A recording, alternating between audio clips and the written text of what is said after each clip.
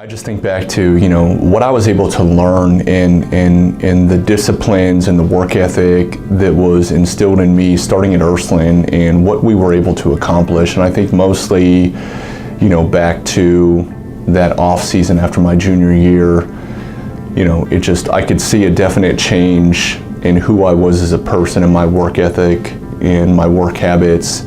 And what I expected from myself. It's definitely a line of demarcation there. And I think those things allowed me to build a foundation, both in high school and college for what I'm doing now in the business world. I started at Western and Southern as a financial rep, was a financial rep for 8 months, was very successful, qualified for our convention, was a staff manager for 2.5 years, performed at a high level as a staff manager, was staff manager for 2.5 years, got promoted into an agency manager position, was an agency manager for 2.5 years, performed at a very high level as an agency manager, and then I was promoted to a divisional vice president. So I think back to the success that I have right now in the business world and the expectations I have of myself and the level that I expect to achieve. I look back to what I did at Ursuline and what I did at Washington State University and what I did at the University of Montana, and the foundation, the work ethic, the habits, the competitiveness that were formed at that time.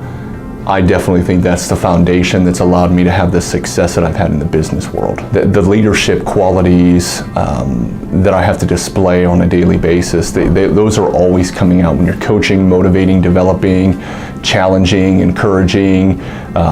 You're part psychiatrist, part best friend, part dad. I mean, there's so many different sides of you that have to come out, and it's very similar. You have a huddle with your team, and it's, hey, listen, we need you to do X, Y, and Z for this amount of time. We got to win this game. If we execute on this play, we're going to win this game, or we're going to solidify the game. And you do that constantly in the business world where you're calling timeouts and huddles with your team, and that coach and that quarterback comes out of me all the time. I met my wife Angie when I was out at Washington State University.